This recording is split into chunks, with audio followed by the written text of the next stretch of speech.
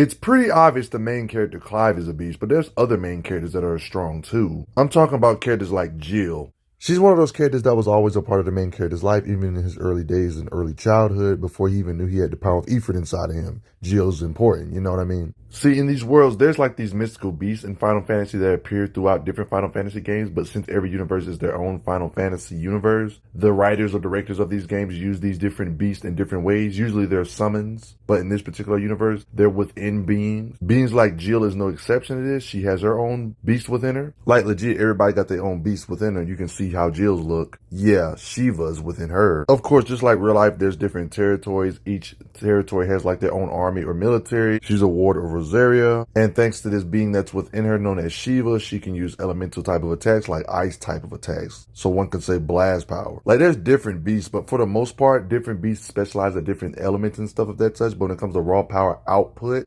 physical strength attributes to some degree, they're all pretty similar to one another. I mean, I look at it like this. You got her base form where she just looks like human. She can power up to where she still keeps some of her appearance, but fuses a little bit with her being within Shiva. So she kind of looks like Shiva. This is the first stage of it. Then she has a higher stage where she completely turns into Shiva. Everything about her is just ridiculously magnified. They call these different transformations, they call it, in this occasion, semi-priming, where they kind of look like the being they turned into, but then they can just go full-blown priming to where they transform all the way. The only reason these characters don't really spam this ability known as priming is because it does take a toll to their stamina, usually spitting up blood after doing such a transformation. The beings that host these beasts inside of them are called dominants, and thanks to all of this stuff combined, they have world-shattering strength, they say. Look at the kind of collateral damage two Eikons fighting can cause. Can blow away mountains or even a small town. This is not necessarily Jill, Warrick, or Shiva, the one I'm going over in this video, but this is just to give you a perspective of the Eikon's power in general. She's one of those characters that does have a mythological beast within her, but she is actually skilled in melee combat. Like, we clearly see her holding a sword, so you know she has melee combat. I mean, why would somebody hold a sword if they can't use it, right? That would be weird. She's not afraid to get bloody if she has to, like, will just straight up pierce you with a sword, even though that's not something you would expect her to do. We see her using a blade here to cut down some beings. Get your tail down. It's natural since she can use the element of ice. She can use it in a lot of different ways, like just straight on ice blast like this, or generating ice in a wide radius, a lot of area effect. All this I might add in her base form. She can use her ice abilities to actually sharpen her other being's sword if they have to. When she's in her powered up state, she can make, like one could say, an ice gate to protect her friends if she wants to. Big old huge chunks of ice to block the path. Let's just say any type of heat situation she's perfect in. She's a ice warden, of course. Like in this occasion with magma and stuff, she can use her ice to kind of help them out. She's in one could say a semi-transformed state when she's not all the way transformed into her Eikon, but she's still transformed a bit to freeze stuff. She can channel her power without even transforming. Like in this occasion where she uses a whole bunch of ice to freeze all these things at the same time. Whenever there's a lot of magma about to surround the area, of course Shiva can, or Jill, can use this technique known as diamond dust to pretty much help you out and cool it off quite a bit. When they're surrounded by a whole bunch of water, yeah, all that water splits. She can turn into her little semi-prime state and freeze the surroundings so it can be like a cave so they won't get crushed by all the water in this situation. When she's in her semi-prime state, she can do ice bullets. One could say like spamming the ice to hit a whole bunch of people at the same time. When fighting super beings like this, for example, in one of their many adventures, this being charged up his own Sun Kamehameha blaster, she was able to block and deflect those attacks with her ice shield.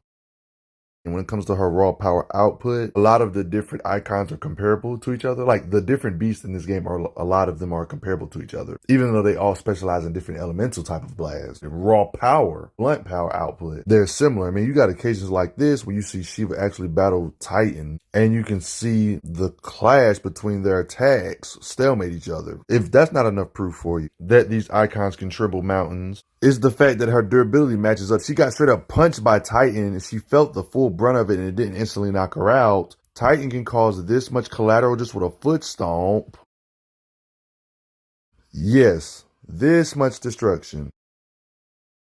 And when she's in a fully powered up state, Shiva and Titan are going at it, causing the surrounding area. Pieces of the place are collapsing from Shiva and Titan battling. Earthquake type stuff. Is mountain threatening power even a question at this point? We literally seen Titan punch apart mountains with his striking power, you know. We seen her slugfest with Titan, somebody like Titan, to where he was getting crushed in on both sides by a mountain, like in this occasion right here.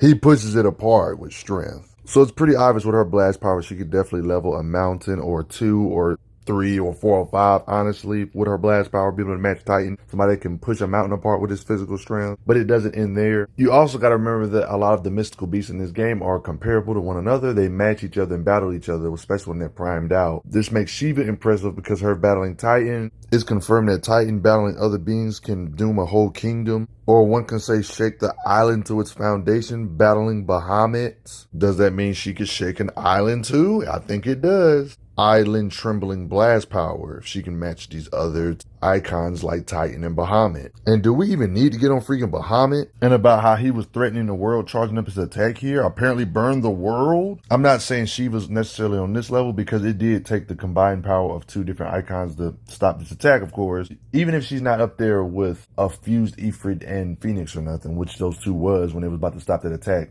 that was apparently going to burn the world, apparently. Maybe she's half the strength to destroy the world or 1/4 the power to destroy the world. There's really no exact math to it, but she's still ridiculously powerful compared to the other icons. They're comparable. You see what I mean? I mean, you know they're comparable when they said, oh, I would enjoy a clash between Bahamut and Titan.